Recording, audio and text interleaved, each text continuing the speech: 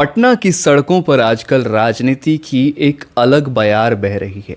मामला और तब गर्म हो जाता है जब राजेश राम एक बयान देते हैं और उस बयान में कहते हैं कि नीतीश कुमार को डिजिटल अरेस्ट कर लिया गया है।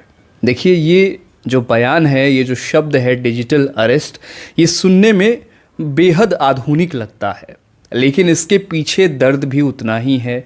इसके पीछे राजनीति भी वैसी ही और उतनी ही पुरानी है। राजेश राम का कहना है कि भारतीय जनता पार्टी यानी बीजेपी की कार्यशैली हमेशा से ऐसी रही है कि वो पहले दोस्ती का हाथ बढ़ाती है, साथ मिलकर सरकार बनाती है और फिर मौका मिलते ही पीछे से छुरा भोंकने में, वार करने में पीछे नहीं हटती। राजेश राम का इशारा बिल्कुल साफ था कि नीतीश कुमार आज जिस गठबंधन में हैं, वहां उनकी वैसी वैचारिक स्वतंत्रता नहीं रह गई है जैसी कभी हुआ करती थी।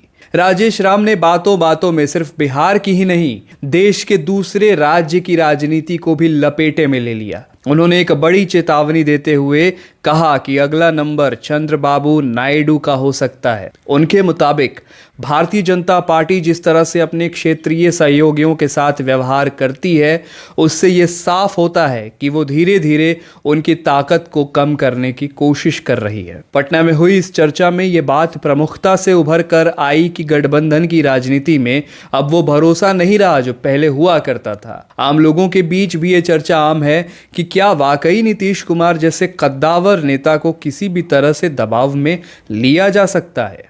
राजेश राम ने जो बातें कही, उसका तर्क ये है कि बीजेपी के साथ जाने का मतलब है अपनी पार्टी की पहचान को धीरे धीरे खत्म कर देना। उन्होंने पुराने उदाहरणों का हवाला देते हुए बताया कि कैसे कई क्षेत्रीय दल बीजेपी के साथ रहकर अब अस्तित्व की लड़ाई लड़ते नजर आ रहे हैं। पीछे से छुरा भोंकने वाली बात पर उन्होंने काफ़ी जोर दिया और कहा कि राजनीति में नैतिकता अब खत्म होती जा रही है।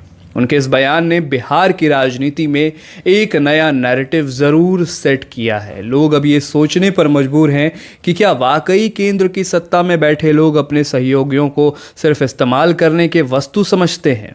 इस पूरे घटनाक्रम को अगर एक आम आदमी की नज़र से देखने की कोशिश करिएगा, बिहार की जनता की नज़र से देखने की कोशिश करिएगा, तो ये सिर्फ सत्ता का खींचतान नहीं है, ये भरोसे के टूटने की कहानी है जो जेडीयू के समर्थक भी लगातार कहते नजर आ रहे हैं। प्रदर्शन इसी बात का है। पटना की गलियों में लोग आपस में बात कर रहे हैं कि अगर इतने बड़े नेताओं के बीच इस तरह के आरोप प्रत्यारोप लग रहे हैं तो आम जनता किस पर भरोसा करे। राजेश राम ने जो डिजिटल अरेस्ट वाला जुमला इस्तेमाल किया, वो आजकल के तकनीकी युग में लोगों को जल्दी समझ आ रहा है कि कैसे बिना किसी को जेल में डाले भी उसकी आवाज़ को दबाया जा सकता है, उसको परेशान किया जा सकता है या उसके फैसलों को प्रभावित किया जा सकता है। विचार लाइव देख रहे थे आप। मेरा नाम है विकास सिंह। धन्यवाद।